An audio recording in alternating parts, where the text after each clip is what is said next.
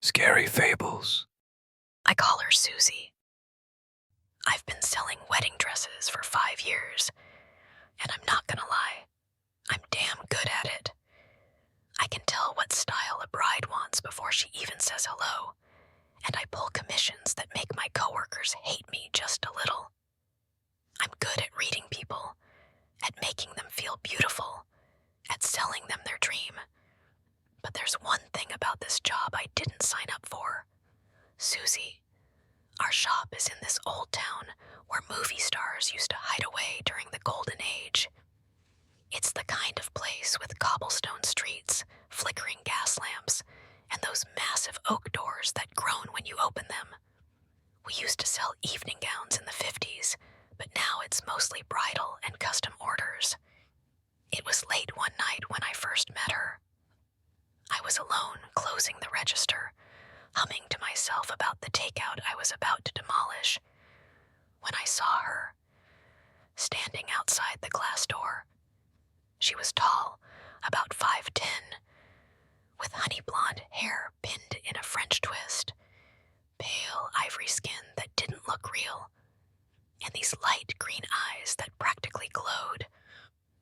She was wearing a vintage lavender dress, and it suited her so well it made my breath catch.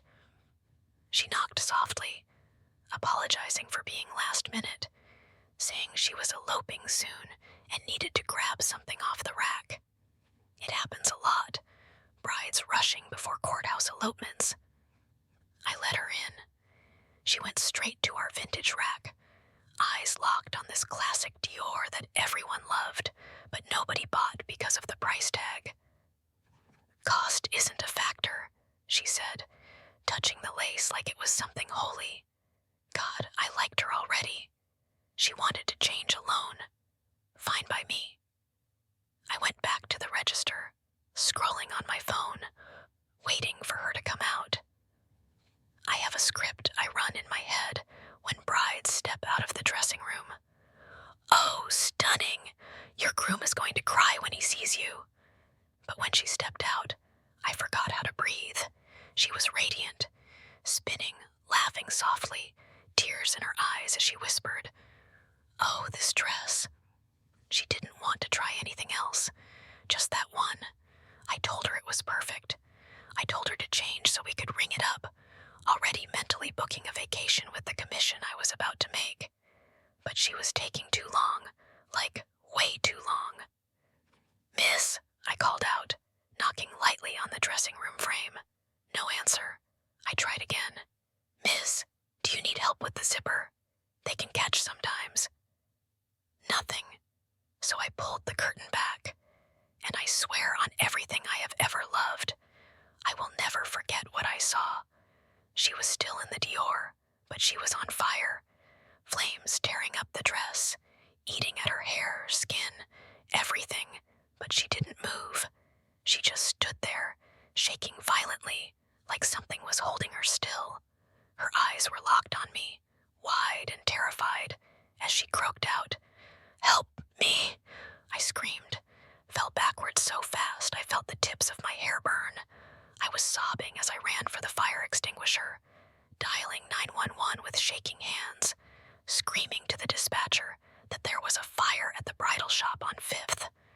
I ran back in, pulled the pin, and sprayed foam everywhere, screaming for her to drop and roll, to stay with me, please.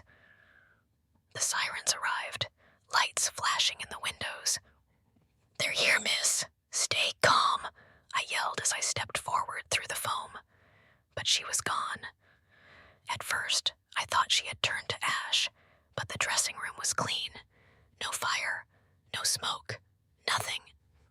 The Dior was hanging perfectly on the hook. The firefighters found me standing there, covered in extinguisher foam, sobbing. They looked around, confused. They said maybe I left a candle burning, but there was no damage, no sign of any fire. They offered to call someone for me. I shook my head. When they left, I locked the door and checked the tips of my hair. Burned. That should have been the end of it. But Susie came back. Every night, right before closing, She appears at the door. Same lavender dress. Same soft smile. Same tearful apology for being so late. She always says she's eloping soon. Always goes to the Dior. Always promises to come back tomorrow to try it on. At first, I yelled at her, demanded to know what she wanted from me, threatened to call the cops. She would just look heartbroken, dabbing her tears with a tissue pulled from a worn leather pocketbook. Then she'd leave and come back the next night. It took me weeks to accept it. Susie isn't from here, or now, or anywhere I can touch. So I let her in. She browses, stops at the Dior, smiles, swears she'll come back tomorrow, and she leaves. I don't know who Susie was. I don't know what happened to her, or why she keeps coming back for that dress. But sometimes, when I'm alone in the shop, I wonder if she ever made it to her elopement, if her sweetheart was waiting, or if he was the one who set her on fire in the first place. Another scary fable told, another night survived. For daily eerie stories and unsettling fables, like, subscribe, and turn on your notifications so you'll be ready for tomorrow's tale. Until then, watch the shadows.